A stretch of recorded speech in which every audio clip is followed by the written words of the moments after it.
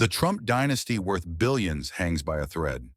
Jasmine Crockett unleashes the shocking truth about Ivanka Trump's bloodline, breaking the spell of power and privilege. When the lie is this big, who dares face the truth? And when DNA reveals who Ivanka truly is, can Donald Trump's empire survive the fallout? Stay with us. This is a story worth every second of your time. The U.S. Congress blazed under unforgiving white lights, every corner alive, with a hum of cameras.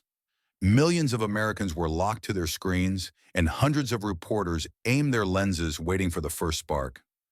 The banner hanging above the chamber read, "Dynastic Power and Integrity in Democracy." The words alone promised that tonight would not end quietly. At the center sat Jasmine Crockett, congresswoman and lawyer, her reputation built on facing power head-on. Her shoulders were squared, her expression calm, but her eyes carried the fire of someone ready to detonate a secret. She was about to reveal evidence so explosive it could rip apart the Trump dynasty. Across from her sat Ivanka Trump, polished and composed, once adored as the princess of the White House. Her jaw tightened, her gaze was icy, and her hand gripped the microphone until her knuckles whitened. The silence between them was a fuse about to ignite, and then Jasmine leaned forward. Jasmine Crockett adjusted her microphone and opened a heavy folder marked with red tabs. Her voice was steady even as the weight of the moment pressed on every ear.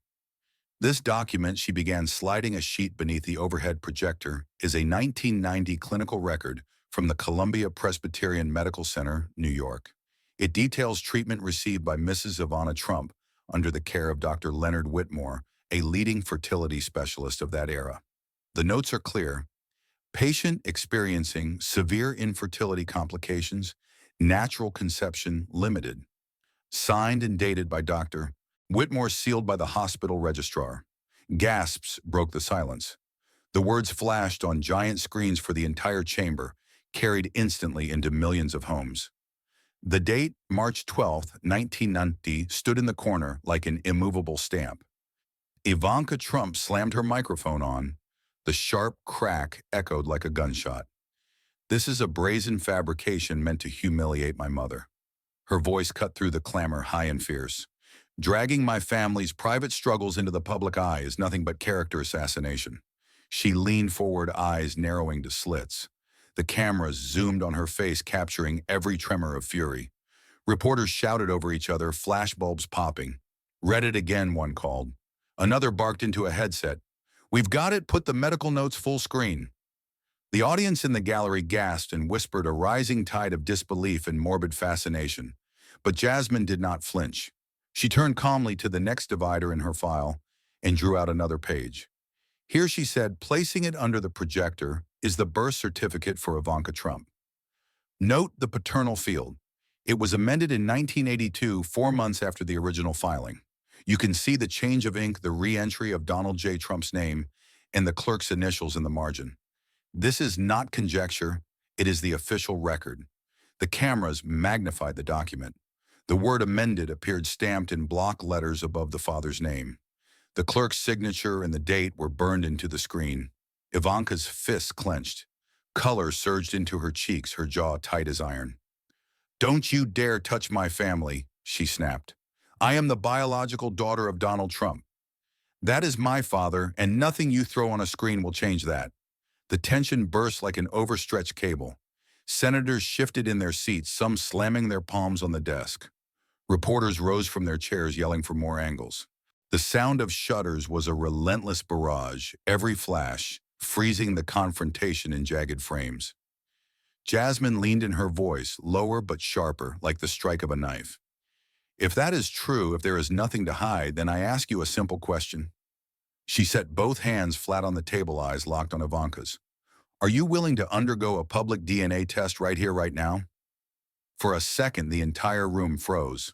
The sentence hung in the air like a guillotine blade suspended above the stage. Ivanka's lips parted, but no sound came. Her fingers tightened around the microphone knuckles, bone white. The thin skin at her temple twitched as the camera zoomed closer. She forced a smile, cold and stiff, and shook her head slowly. "This hearing is a circus," she hissed. "I will not dignify a witch hunt." The chamber detonated. Reporters screamed for shots. Producers barked into headsets. Get the reaction, zoom on her hands. The gavel of the chairman banged furiously, but the sound drowned under the roar. Viewers at home saw Ivanka's hands trembling, the faint quiver magnified for the world. Screens filled with captions rolling in real time. 1990, Columbia Presbyterian file, Ivana Trump infertility treatment, Dr. Leonard Whitmore. 1982 birth certificate amendment, paternal field change to Donald J. Trump. Crockett challenges Ivanka DNA test here and now.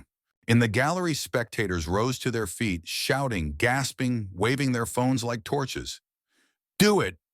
Take the test, someone yelled. Others hissed. She's hiding. Jasmine sat silent, letting the weight of her question crush the silence that followed. She didn't blink, didn't move her eyes, a steady fire trained on the woman across the table. Ivanka's cold smile faltered just enough for the cameras to catch it. The showdown was now undeniable, and the entire nation held its breath. Under the pounding lights, Jasmine signaled to the bailiff, "Bring in the witness."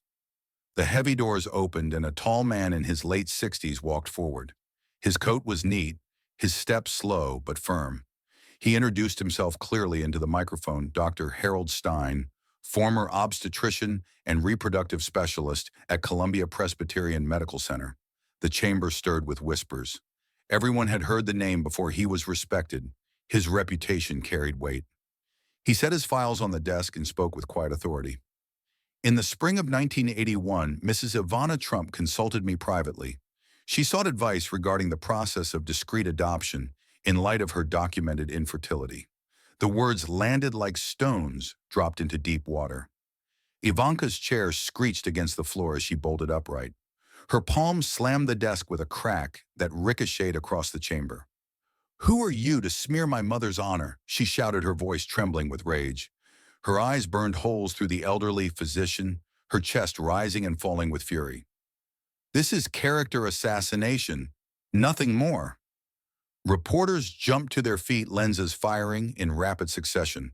The cameras caught every twitch of her hand, every shiver in her jaw. Dr. Stein did not flinch. He kept his gaze steady, his voice plain and controlled. "I am not here to defame," he said. "I am here to speak the truth under oath." The consultation is recorded in Columbia Presbyterian's archives with my signature and hospital seal. He pushed a photocopy forward, its header, clear the date circled April 6, 1981.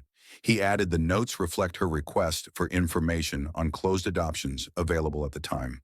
The room erupted in gasps again, a chorus of disbelief and dawning realization. Ivanka leaned closer, her knuckles pressed into the wood, her words sharp enough to cut glass. "You dare drag my mother's medical privacy into this circus? You have no proof beyond scribbles on paper." She hissed the words, each syllable spat like venom.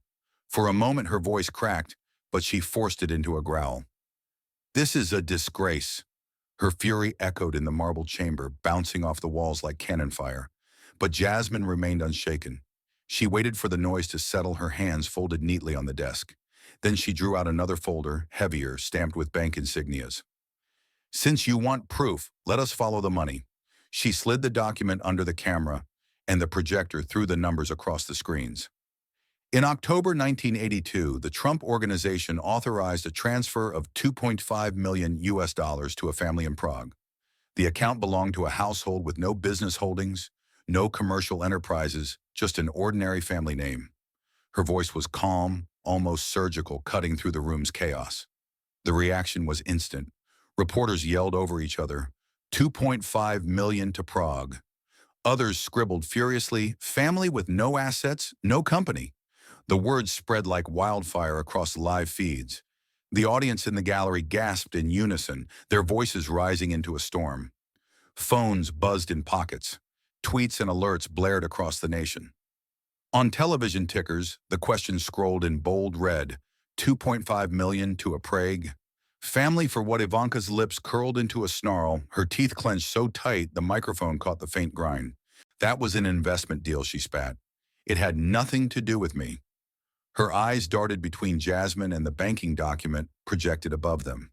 "There is no connection. You are twisting numbers to fit a false story." She shook her head, strands of hair loosening around her face. "This is desperation, not evidence." Jasmine's eyes narrowed, but her voice stayed cool level, impossible to shake. Ordinary families in Prague in 1982 did not receive multi-million-dollar transfers without reason, she said. This was not real estate, not business. It was a personal payment concealed and never reported in financial disclosures. She tapped the page with one finger. Why would a powerful family wire such a sum to strangers halfway across the world unless it was for something they wanted hidden? The press gallery was a storm now. 2.5 million for what shouted one. Who were the recipients, yelled another. The chamber rattled under the barrage of voices, the questions cascading like thunder. Reporters thrust microphones forward, television anchors shouted into their earpieces. Screens across America split into panels, each flashing the same phrase. What was the 2.5 million for the noise from the last revelation still lingered when Jasmine calmly reached for another folder. She pressed a button and the projector screen flickered to life. A black and white photograph appeared, grainy but unmistakable. Ivanka Trump in Prague, 1981, cradling a newborn baby beside an unfamiliar man. Gasps spread like a shock wave through the chamber. Reporters scrambled for angles, fingers hammering on keyboards while the gallery erupted with whispers that rolled like thunder. Jasmine let the image hang in silence, her gaze fixed on Ivanka.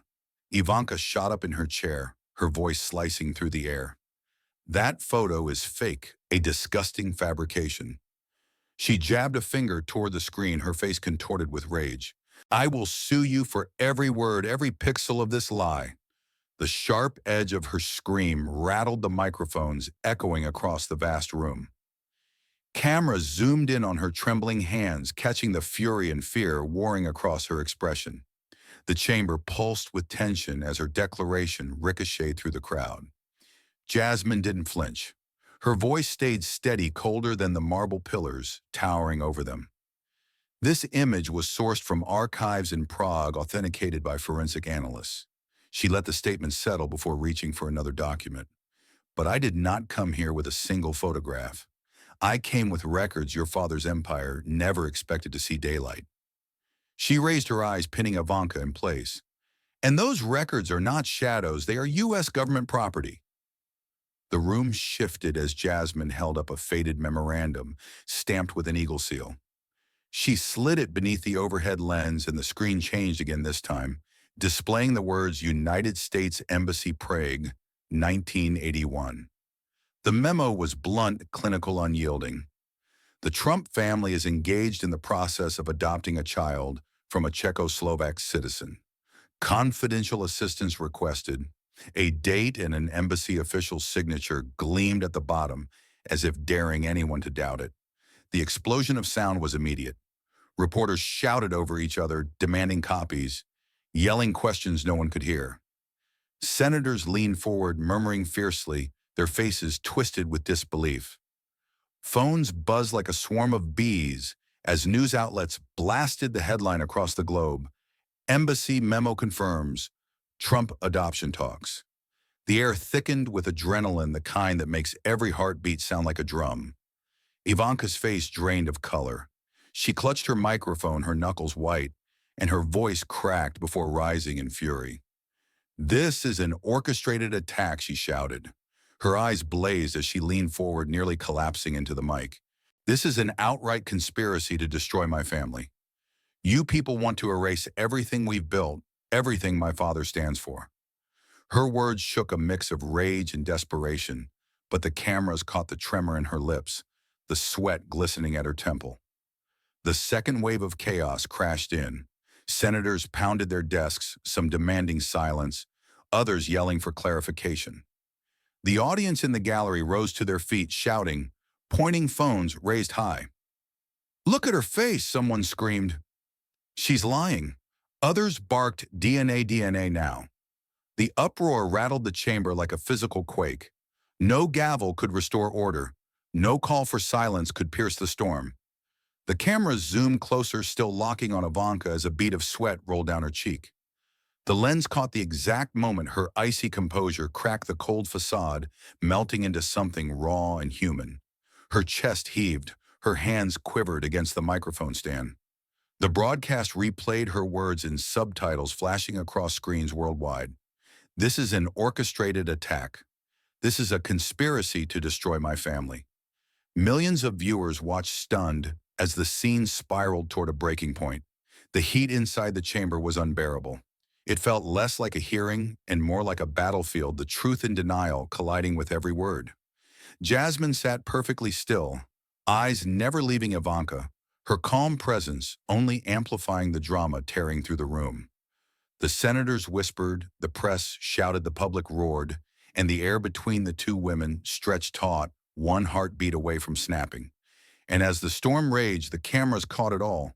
The sweat, the trembling, the fury, the silence breaking apart under the weight of evidence. The second climax had arrived, and the chamber of Congress felt like it might explode. The roar from the embassy memo still buzzed in the chamber when Jasmine snapped open a new binder and tapped the projector control. The screen lit up with government records, stark black and white columns. She leaned into the microphone, her pen tracing the page under the camera. These are Social Security files tied to Ivanka Trump, Jasmine announced. They show not one number but two. The first is standard. The second, issued in 1981, comes from Prague West, a suburb outside Prague. Two numbers, one name, one life. That is not a clerical error. That is an anomaly the record itself cannot explain. Gas rolled through the chamber. Reporters jolted upright pens, flying lenses zooming in. Senators bent over their screens murmuring furiously. The gallery froze, the words landing heavy as stone. Jasmine circled the margins with her pen, letting the camera catch the detail. Look closely, she continued. Here are the office codes. Under U.S. law, Social Security numbers originate through domestic field offices always. But this entry shows an override flagged offshore. And here read this line, the registrar note says, consular intake. That note does not exist in domestic files. It should not be here. But it is. The chamber fell into a vacuum. Even the microphone seemed to catch the sound of held breath. The words Prague West, 1981 burned across the screens like a scar. Ivanka lifted her chin, forcing a mask of calm, but the tremor in her hand betrayed her. The camera zoomed tighter, capturing the panic flashing beneath her glare. Reporters shouted over each other, questions pounding the dais like hailstones. Who authorized the second number? Why Prague? What does the override mean? The air fractured under the storm of voices. Jasmine didn't move. She tapped the audit trail highlighted on the record, her voice calm, relentless. Every field carries a timestamp. Every registrar leaves an ID. These records are traceable. They do not vanish because someone shouts over them.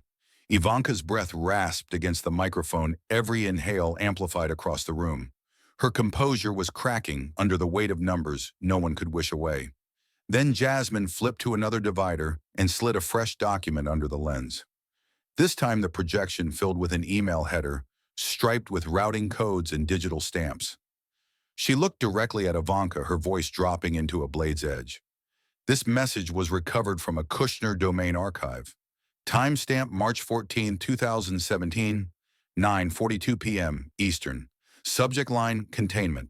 Sender Jared Kushner. Recipient Ivanka Trump.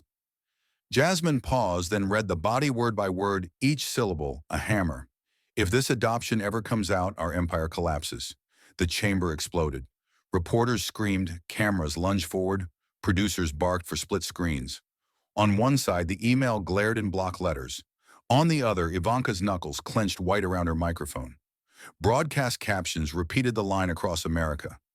If this adoption ever comes out, our empire collapses. Ivanka slammed her palm against the desk, the microphone jolting under the blow. That email is fake, she shrieked, her voice breaking into a scream. My family has been surveilled and slandered long enough. She jabbed her finger at the projection hair sticking to her damp cheeks. You stole data, twisted it, and paraded it in front of the world. Flashbulbs detonated like fireworks, capturing every crack in her composure. Jasmine sat perfectly still, a fixed point in the chaos. No one is hunting you, she said, her tone low and unshakable. The truth always finds its way. Identity records do not shout, they do not scream, but they also do not lie.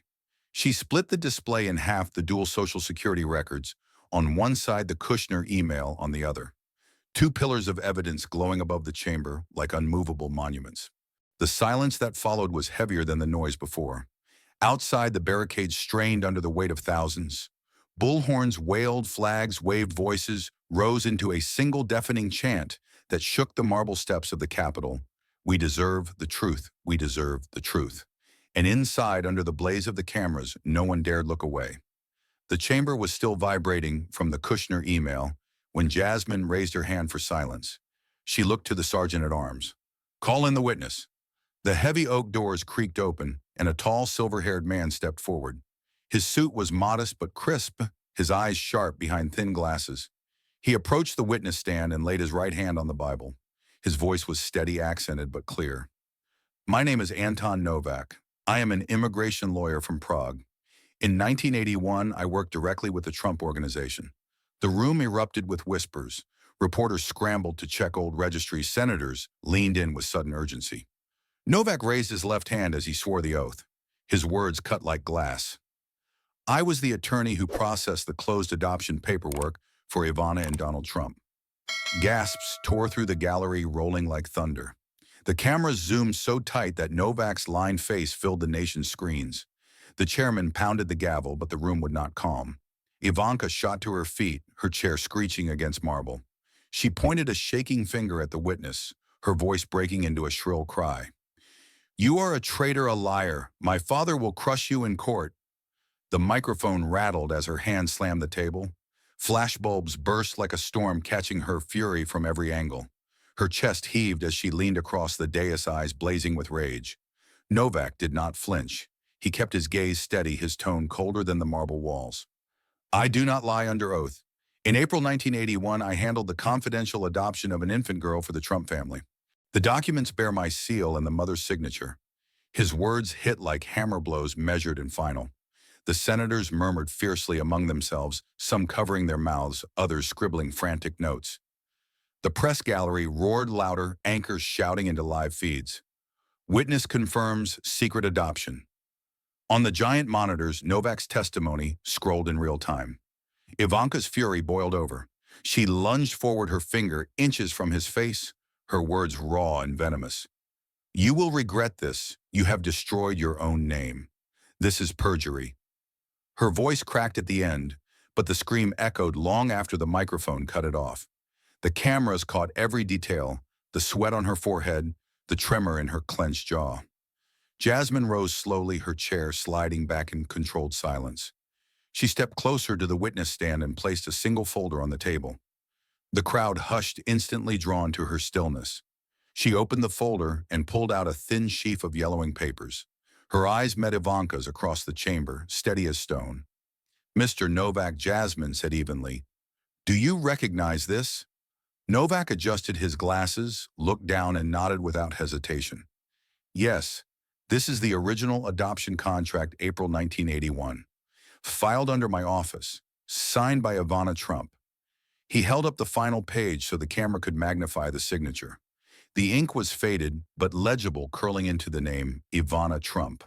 The chamber detonated. Reporters screamed, "Show the signature." Zoom-in senators pounded their desks, some shouting, "Order, order," while others simply stared stunned into silence. The crowd in the gallery surged to its feet, their cries echoing off the marble. Outside, the chants swelled louder, crashing through the doors like surf against rock. Ivanka's face collapsed into shock. Her lips moved, but no words came out. Finally, she forced a strangled cry. "That's a forgery, a disgusting forgery." She slammed her fists on the table until the microphones shrieked with feedback. "You can't prove anything. This is a conspiracy to destroy my family." Jasmine's reply was quiet, almost soft, but every mic caught it clear.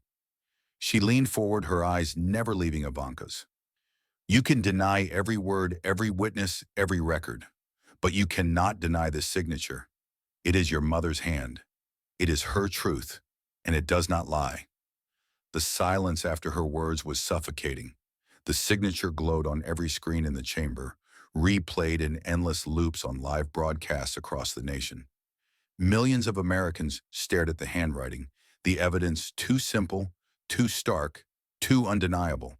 The gavel slammed again and again, but the order was gone. The chamber was no longer a courtroom. It was an earthquake ripping through history. and at the center stood Jasmine Crockett, Anton Novak, and one inked line of truth that could not be erased. The air in the chamber was already electric from the contract revelation, but Jasmine wasn't finished. She placed her hand on a sealed envelope, stamped with the insignia of the National Institutes of Health. The camera zoomed in, and the silence was heavy enough to crush bone. Jasmine leaned into the microphone, her voice deliberate and sharp. I now request the public disclosure of the DNA test conducted by the National Institutes of Health. These results concern Ivanka Trump and Donald J. Trump. Her words landed like iron final and impossible to retract. Ivanka let out a short, harsh laugh, the sound brittle as glass under strain. She leaned toward her mic lips, curling into a sneer. This is slander. No agency has the right to violate my privacy like this. Her tone carried defiance, but the strain was visible in the tremor of her jaw. The chamber hissed with whispers. Reporters scribbled madly lenses, pushed forward live anchors, cut in with breathless updates.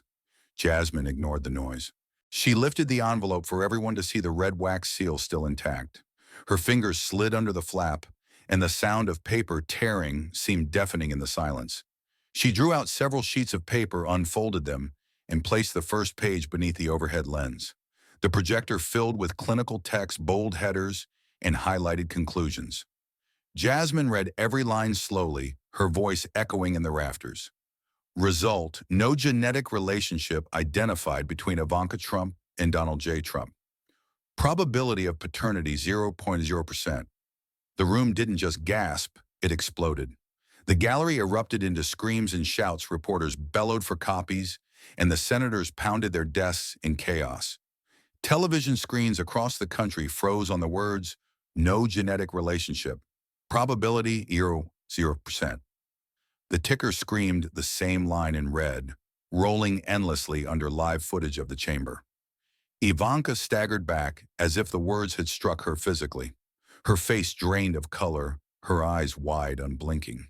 Then she snapped, her voice shattering into raw fury. No, this is a conspiracy. This is an attack to destroy me and my family. She screamed into the microphone, the feedback shrieking across the hall. The mic slipped from her hand, clattering to the floor with a sharp crack. The camera zoomed in mercilessly. They caught every detail: Ivanka clutching her head, her hair falling loose, her face contorted with rage and terror. She fell back into her chair, sobbing, then lurched forward again, her screams ripping through the noise. You will not take everything from me. You will not. Her voice broke, dissolving into incoherent cries. She tried to grab the mic, but it rolled across the floor out of reach. The chamber dissolved into madness. Reporters shouted into their phones. DNA test confirms zero relation. Producers yelled into earpieces. Stay on her face, zoom tighter. Senators called out for order, their voices drowned by the storm.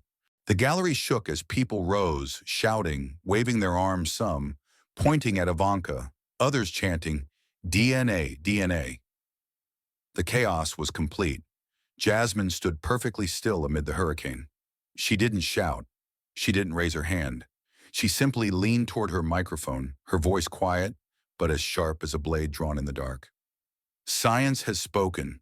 The verdict is in. This truth can no longer be denied. Her words cut through the roar, slicing the madness into silence for one terrible second. On every television screen, the image of the report stayed frozen. Probability of paternity 0.0%. The chant from outside seeped into the chamber, thousands of voices pounding against the walls. We deserve the truth. We deserve the truth. Ivanka covered her face with both hands, sobbing uncontrollably, her shoulders shaking under the merciless lights. The microphones picked up every ragged breath, every broken word. Cameras captured her collapse in brutal detail, replaying it instantly across the world. Jasmine straightened the stack of papers, her movements precise, deliberate. She didn't look at Ivanka, only at the chamber, and by extension, the millions watching. This is not my judgment, she said calmly. This is the judgment of science, the evidence, the facts. They are not swayed by power. They are not bought by influence. They simply reveal the truth. The chamber sat in stunned silence, the weight of her words pressing on every shoulder. Reporters, senators, and the public alike realized they had just witnessed the unmasking of one of the most guarded secrets in American political history, and the world would never forget the night science tore down a dynasty. The chamber was still reeling from the DNA revelation when the chairman of the committee banged his gavel again. His voice cracked as he tried to rise above the noise. Order, order. This hearing is not finished. These findings demand further investigation. The cameras caught senators whispering fiercely to their aides' phones, buzzing papers shuffled like war plans. And then, as if a collective realization had struck them all at once, the banner scrolled across live broadcast Congress to open investigation into Ivanka Trump's role as White House advisor. The words set off another shockwave.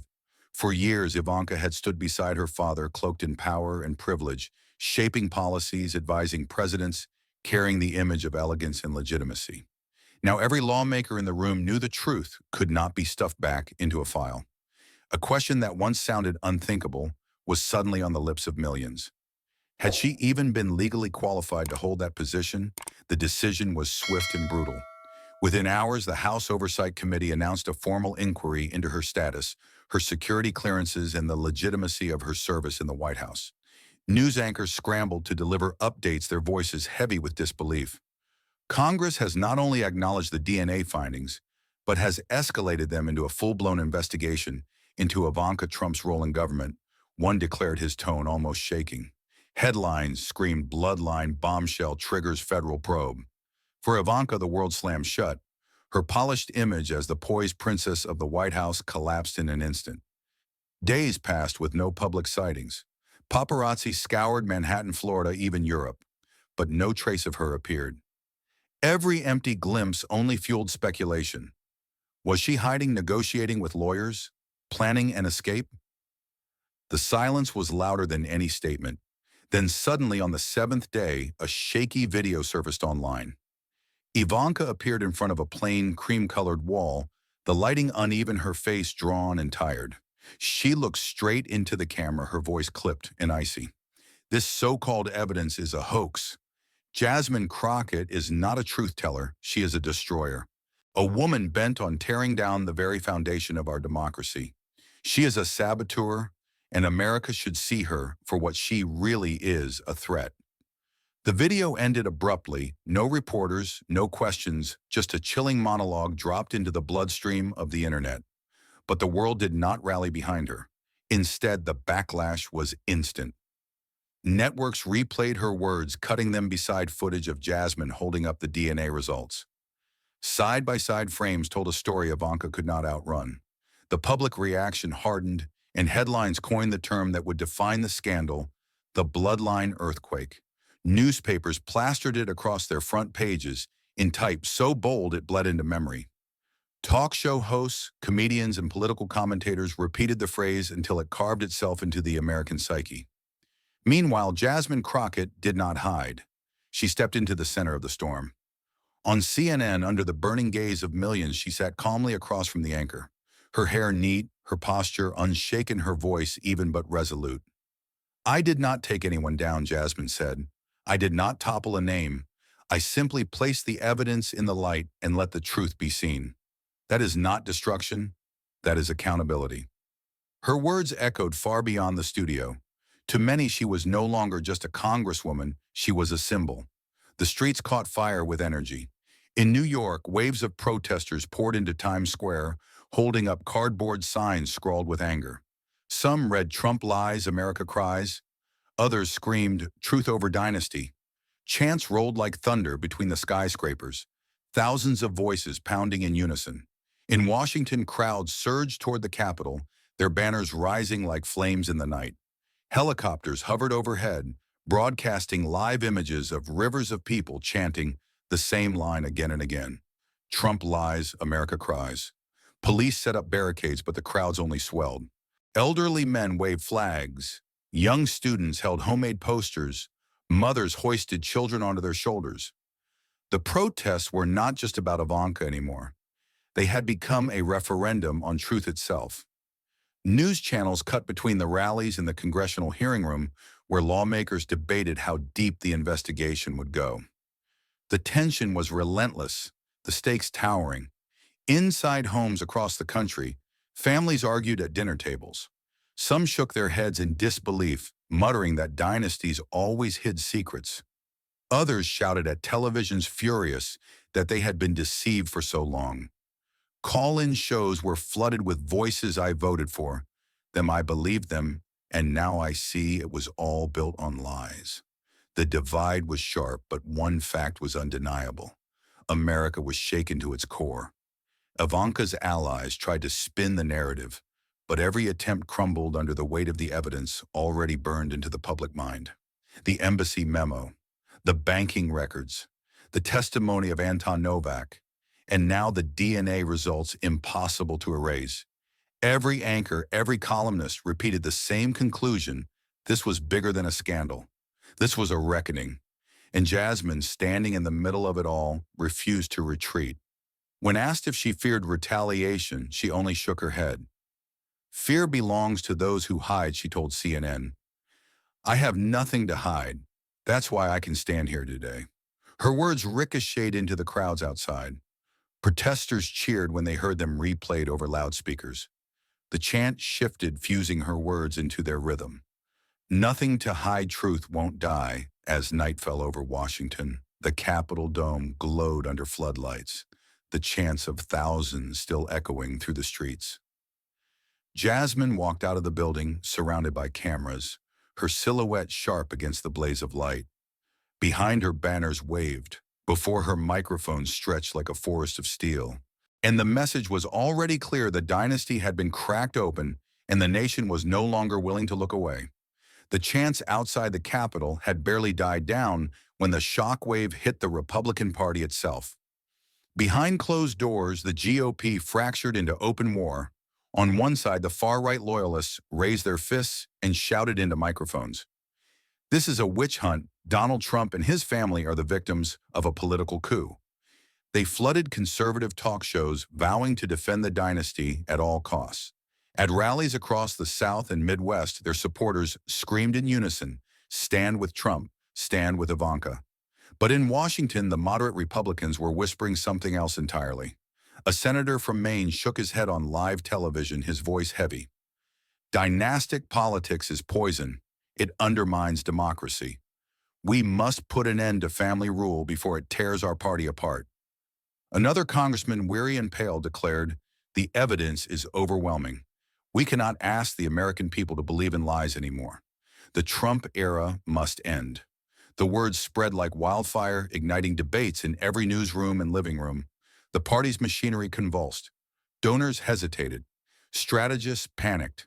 And the split was no longer invisible. It was bleeding into the open. The Republican National Committee faced reporters hurling questions they could not dodge. Do you stand with Ivanka? Do you stand with truth? Or do you stand with dynasty? The silence that followed each question was more damning than any answer. The fracture in Washington echoed around the world. By dawn the next day, international headlines were unanimous and merciless. Ivanka's bloodline scandal shakes American democracy, screamed The Guardian. Le Monde in Paris warned dynastic lies at the heart of Washington. The Times of India ran a headline in bold red: Ivanka Trump, not her father's daughter. Every major network from London to Tokyo played the footage of Ivanka breaking down in Congress, her microphone clattering to the floor, Jasmine's calm voice slicing through the chaos. The image became global shorthand for an empire collapsing under the weight of truth. Markets reacted with brutal speed. By mid-morning, the Trump Organization's stock plummeted, losing billions in market value in a single trading session. Investment firms scrambled to cut ties. A statement from one major bank read cold and final. In light of ongoing investigations, we are suspending all financial dealings with Trump Organization entities. Another partner announced we cannot continue business with a company built on deception. On Wall Street, brokers shouted, their screens bleeding red. Reporters breathlessly called it a bloodbath, the steepest one-day drop in the company's history. One anchor put it bluntly: the Trump name has gone from a brand of wealth to a brand of liability. For days, Ivanka disappeared again, hiding from the storm that threatened to erase everything she had built. But then came the announcement she would break her silence in a primetime exclusive interview. Cameras rolled as she entered the studio, dressed immaculately in white, her posture rigid, her eyes dark with defiance. The host wasted no time. The nation has seen DNA results. They've heard sworn testimony. What do you say to Americans who no longer believe you belong in public life? Ivanka leaned forward, her voice steady but cold. I will not let them destroy my family. I will not let Jasmine Crockett or anyone else erase who I am. This is not about truth. This is about power, and I will fight back. Her words were clipped, calculated, but the cameras caught the flicker of fear in her eyes. She was no longer the poised advisor of old. She was cornered prey, baring her teeth. The interview aired across every network, but instead of rescuing her image, it deepened the divide. Analysts dissected every word, every twitch of her expression. The New York Times headline the next morning read, Ivanka defiant, America unmoved. The American public had already shifted. Poll after poll showed the same trend, overwhelming disapproval. Town halls buzzed with angry voices. On college campuses, students held up banners reading "No Dynasty in Democracy." At union meetings, workers booed the Trump name, calling it a fraud. Even in conservative circles, whispers grew louder. Maybe the family had gone too far. Scholars stepped into the fray, their voices sharp and unforgiving. A historian at Harvard declared on PBS, "This is our Watergate of the 21st century. But instead of burglary and tapes, it is bloodlines and deception. The common thread is the same, the arrogance of power and the belief that truth can be hidden." The comparison spread fast. Soon, every headline carried the same phrase, Watergate of the 21st century. Through it all, Jasmine Crockett rose higher. Her face appeared on magazine covers, her words replayed in countless loops. Crowds chanted her name at rallies. The Washington Post called her the woman who shattered the dynasty illusion. Time magazine ran her photo on the cover with the headline, The Guardian of Truth. On MSNBC, she faced a direct question.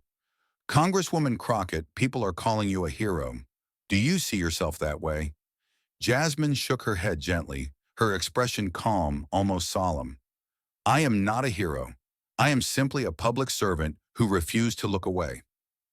The facts were there. I just put them on the table. The real hero is the truth itself, because no matter how hard you try, the truth always finds its way out. Her humility only made her stand taller. The public embraced her as the antidote to dynasty politics.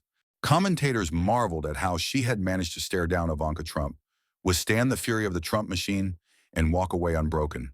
A former senator grizzled with age said it best on C-SPAN. We've seen politicians run from the truth. Jasmine Crockett ran toward it, and she didn't blink. Meanwhile, the Republican Party spiraled further into chaos. Far-right figures doubled down, calling Jasmine a traitor, threatening investigations into her life, demanding she resign. But their fury only widened the gulf. Moderates stood behind Jasmine, praising her courage, insisting the party needed to break free from Trump's grip. The schism was no longer just political, it was existential. In the streets, protests raged on. New York overflowed with banners reading, Trump lies, America cries. Washington echoed with chants of no dynasty, just democracy. Artists painted murals of Jasmine, her hand raised against a storm with the caption, Truth will not bow. Music videos, memes, and viral clips spread across social media, turning her into a cultural icon almost overnight. Global leaders weighed in. The British Prime Minister remarked, "What happens in America matters to the world. Integrity and democracy is non-negotiable." A German minister bluntly said dynasties belong to monarchies, not republics. The scandal had transcended borders. It had become a lesson for democracies everywhere. Ivanka, still clinging to fragments of her power, tried one more time. In a second interview, she raised her chin and declared, "This is bigger than me. If they can come for me, they can come for anyone. This is the destruction of America." But the words fell flat. By then, America had already turned away. Because Jasmine's quiet words echoed louder than Ivanka's defiance, I did not topple a family. I only revealed the truth. And for millions of Americans, that truth was enough to finally close the book on the dynasty that had once seemed untouchable. Days later, under the blaze of another live broadcast, the stage was set for one last exchange. The network studio looked like a war room dressed in glass and light monitors stacked to the ceiling. Countdown clocks, pulsing red producers, whispering into headsets like field generals. A hush rolled across the audience as the cameras drifted into position, long black cranes gliding like hawks over a silent field. Behind the desk, the anchor shuffled notes he no longer needed. This night had written its own script. The control room dimmed, the tally lights snapped on, and the nation held its breath. The Chiron said only what everyone feared to say aloud: final statement. Ivanka stepped into the spotlight, pale under the heat lamp glare, a piece of paper trembling between her fingers. She was polished immaculate, but something in her posture had surrendered the set of her shoulders, the tightness in her jaw, the storm behind her eyes. She sat smooth the page that did not need smoothing and stared beyond the lens as if searching for a place the camera could not reach. The anchor opened his palm, inviting her to speak, then sealed his lips and leaned back. On every screen in America, the silence ticked like a clock no one could stop. Her throat worked once, twice, and then she leaned toward the microphone. The words came like glass, breaking softly, each syllable, a shard she decided to touch anyway. I did not choose my origins, but I chose silence for too long. She did not blink as the sentence landed, did not look for mercy in the anchor's eyes. She simply let the truth sit there stark and unadorned, as if the air itself had to absorb the weight. Phones lit up in living rooms like tiny signal flares. The anchor swallowed, prepared a question, and then thought better of it. He gave the camera back to Ivanka, and the camera accepted her with a kind of terrible tenderness. A breath fogged the edge of the microphone screen. The studios always felt cold when the lights were this hot. She steadied her hands against the desk as if it might drift away without her. Somewhere behind the glass, a producer counted down to a package that did not roll. This moment was the package. In the Capitol, the hearing room that began, it all sat dark chairs, pushed-in microphones, sleeping with their red eyes off. Tonight's battlefield was an empty hall of mirrors and a single lens. Yet the echoes of gavel strikes seemed to circle the studio, brushing past the camera with a chill. Ivanka closed her eyes long enough to be seen doing it, and then opened them again as if bracing for recoil. She did not take back what she'd said. She did not flinch from it either. The anchor nodded for the remote feed to split, and the wall behind Ivanka filled with silent images, crowds outside the Capitol, signs raised like verdicts, headlines looping the same three words. Jasmine Crockett at a table of documents, the posture of someone who could wait out a storm. Ivanka glanced sideways at the mural of her undoing, then faced forward again. The studio swallowed the sound of her breath. The nation recorded it anyway. The anchor finally spoke, his voice soft. "Do you want to say anything more?" For a heartbeat, she seemed to leave her body, looking down at herself from some height only grief can reach. Then she shook her head. "That is all." She pressed her lips together and folded the paper. She had never read one careful crease after another. The camera did not zoom. It simply stayed, keeping still for the first time since the scandal began, as if stillness could restore context to a life devoured by motion. Somewhere in America, a viewer muted the broadcast and heard only their own breathing. The screen shifted to a split shot, and Jasmine appeared from a remote dais, no backdrop, but a dark wall and a desk under even light. She did not look triumphant. She did not look broken. She looked like a person who had walked so far into the storm that weather no longer impressed her. The anchor turned, offered her the floor, and then he too fell silent. The studio's clocks blinked in red semaphore. "Keep going, keep going, keep going." Jasmine drew the microphone closer, letting the felt screen kiss her knuckles, and spoke in a voice that did not rise, did not fall, only carried. "No one is at fault for their origins. But the sin is when we hide the truth and use it to gain power." The sentence moved through the cables and across the towers and into the rooms of people who had not known they were waiting for it. On the control board, a producer raised a hand to wipe an eye and did not bother to hide it. In the Capitol night, a guard on the late shift paused under a long empty dome, the echo settling around him like dust. Ivanka did not interrupt. She folded her hands, watched the desk grain as if it were a map, and let the sentence pass through her like a clean blade. The anchor's mouth opened and closed again. This belonged to the two of them. Jasmine did not elaborate. She did not reach for metaphor or victory lap. She left the sentence where it belonged, between a past no one could fix and a future no one could avoid. The studio hummed, the feed held, and the audience sat stiller than audiences ever sit. The camera eased in on Ivanka, careful, respectful emotion slow enough to feel like breath. Her lashes trembled. She cleared her throat and nodded, the smallest gesture a person can make and still be seen. For a moment, the nation imagined the private life behind the public war kitchens where the lights were off, hallways that smelled like lemon polish, a child's photograph face down in a drawer. She exhaled the kind of breath people save for hospitals and airports. The anchor did not cut away. Jasmine waited. If she had more to say, she did not say it. If she had less, she did not pretend otherwise. The sentence she had given the country was not a gavel. It was a key. Whether a door would open was not hers to decide. The camera found her eyes and discovered they were not hungry for the lens. They were watchful, as if keeping faith with something larger than the broadcast. The audio meters pulsed green and settled again. A director in the booth whispered, "We can wrap." The anchor shook his head just once. He knew better than to put closing words on a moment, finally telling the truth without his help. The monitor wall behind the desk rolled silent crowd shots. Rows of faces held at full attention. Plumbers, teachers, nurses, veterans, people whose work had always been real. The studio clock hit the top of the hour and kept moving, indifferent to the drama of humans. Time is like that. Ivanka lifted her eyes from the desk and looked straight into the lens, past the anchor, past the lights, into the cities and the farmhouses and the apartments where strangers would decide what to remember. She did not plead. She did not deny. She carried her sentence like a stone and left it where everyone could see it. The anchor's fingers hovered over his note cards, then flattened again on the glass. Every screen in the control room showed one image: two women separated by miles and joined by a microphone wire, and a sentence that divided a country from its illusions.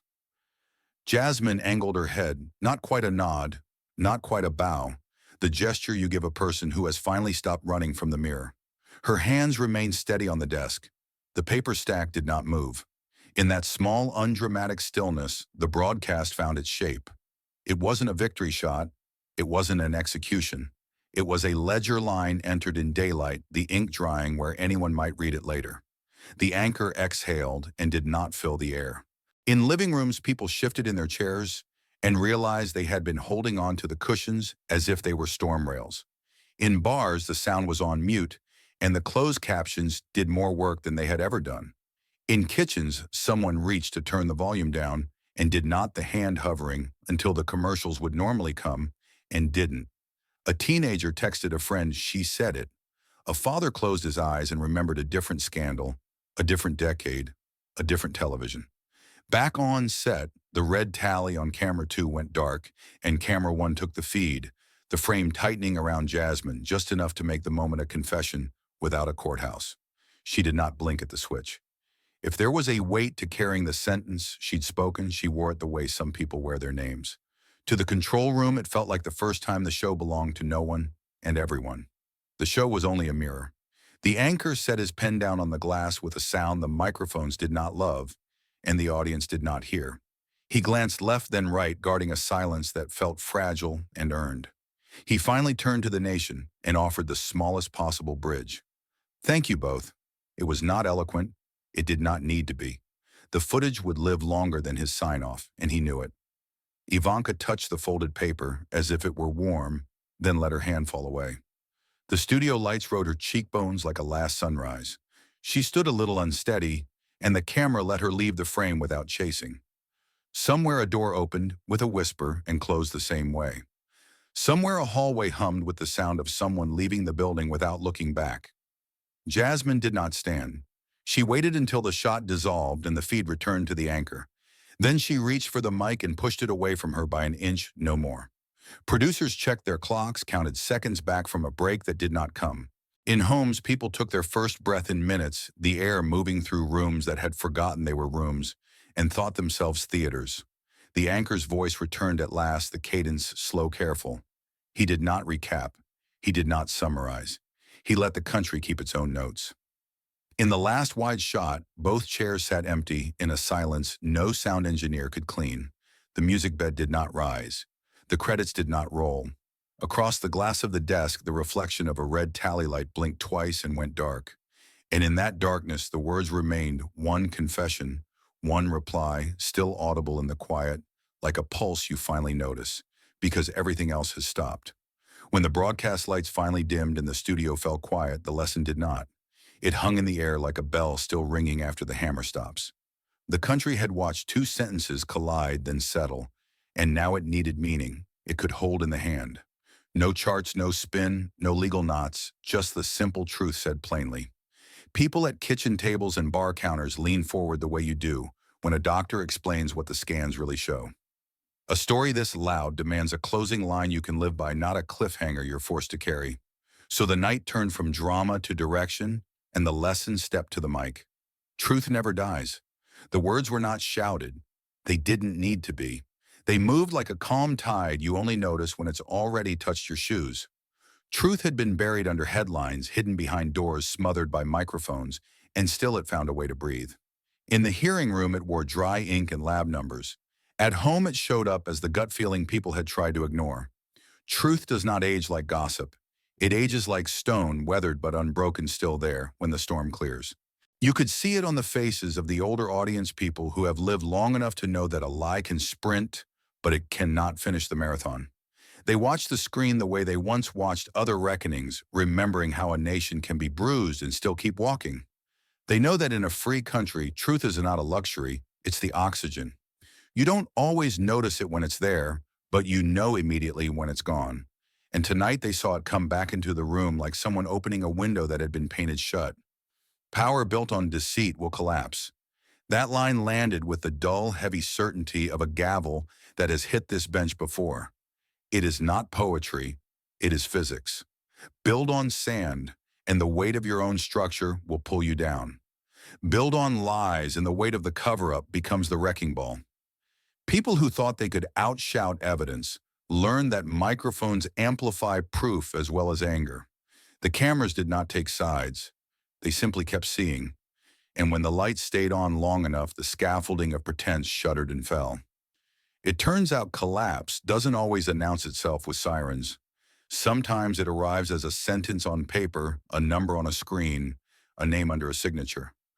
What the whole country watched was not just a scandal, it was a law of gravity doing its quiet work. The lesson was as old as any nation worth saving. You can rent power with a lie, but you cannot own it. The bill comes due with interest, and when it does, the receipt is read out loud. Tonight, the reading was broadcast live, and the set didn't need special effects to make it real. Real family lies in honesty and responsibility, not just blood. You could feel that truth reach across the aisle, across generations, across living rooms where people don't agree on much. Blood is biology. Family is behavior. Blood can be inherited in silence. Family is proven in daylight. When you tell the truth and carry your weight, you belong to the people who do the same. No forms, no favors, no stage photos required. The lesson wasn't an attack on anyone's past. It was a call to shape the future on something sturdier than last names. Plenty of viewers knew exactly what that meant because they've lived it. They've raised children who weren't born to them and were still theirs in every way that matters. They've stood by siblings who share no DNA, but share every burden. They've learned the long way that responsibility is the only glue that holds when the weather turns. Tonight didn't rewrite that rule. It simply wrote it in letters large enough for a distracted nation to read again. If power is borrowed, character is earned, and it carries the house when the storm comes. By the time the cameras returned to the Capitol steps, the crowd was already there, waiting for an exit that felt like an answer. The barricades held, the chant rolled, and the night took on the charge you feel when a verdict is bigger than a courtroom. Jasmine stepped into view with no orchestra swell and no security theater, just the steady walk of someone who has run out of reasons to hurry. People didn't cheer a party or a tribe. They cheered a sentence they could teach their grandchildren. The applause rose and kept rising, a long round sound that said, "We heard you. We needed this. Keep going." She reached the bottom step, and the microphones lunged, but they didn't change her pace. Camera bulbs stuttered like lightning. Flags lifted and fell in the breath of the crowd. From a balcony, a pair of veterans saluted, and a teacher in a heavy coat wiped her eyes the way you do when relief shows up late and still right on time. The headlines started composing themselves in the glow of 100 phone screens, and a simple name rose out of the noise. By the next hour, the first push alert made it official: guardian of truth. It wasn't a title handed down by any committee. It was one the public minted on the spot. The phrase caught because it felt practical, not mythical. Someone has to guard the gate when the market floods with counterfeits. If truth is a public square, somebody has to sweep it. If truth is a bridge, somebody has to check the bolts. If truth is a window, somebody has to scrape the paint and let the air in. A country grows when it thanks the people who do that work out loud. The night did, and the sound carried. For the viewers over 50, the message landed with a particular weight, the way a familiar song hits deeper when you know who you were the last time you heard it. They've seen sharp suits turn into perp walks, two-word denials melt into multi-volume reports, and secret tapes become public lessons. They know the taste of disappointment and the relief of clarity. And so the sign-off that mattered wasn't a brand new line. It was a memory tightened into a promise. We have witnessed Watergate, and now we see that no dynasty can survive without truth. That sentence did not come as a threat. It arrived as a safeguard. It told younger viewers what the older ones already learned, that institutions break when we pretend the truth is optional, and they mend when we decide it isn't. It reminded lawmakers that votes are not permission slips for deception. They are trusts to be honored in daylight. It reminded citizens that cynicism is not wisdom, it's just an easier kind of fatigue. And it reminded families that the only legacy worth handing down is the courage to say what is real. There was no closing spectacle, no confetti, no anthem. The night didn't need garnish. The lessons themselves were the ceremony. Truth never dies. Power built on deceit will collapse. Real family lies in honesty and responsibility, not just blood. People repeated them to one another the way you repeat directions on a dark road. The steps back to ordinary life started there on the edge of the crowd where a country chooses whether this was an episode or a turning point. Feet moved, voices lowered, the echo stayed. Jasmine did what she had done all night. She kept walking. She didn't wave for the cameras or script a coda. She let the sound of the crowd write the final paragraph. A reporter called her name and got a nod, no more, the kind you give when there's nothing left to add, and adding would only cheapen it. Behind her, the dome glowed like a watchman's lamp.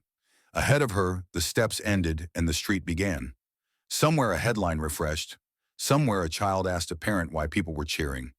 The answer was short enough to fit in a whisper and strong enough to stand up in the morning.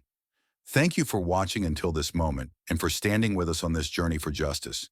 Your support means everything. Like, subscribe, and turn on notifications so you never miss what's next. And we'd love to hear your thoughts. Leave a comment below and let us know what moved you most in this story. Together, our voices make a difference.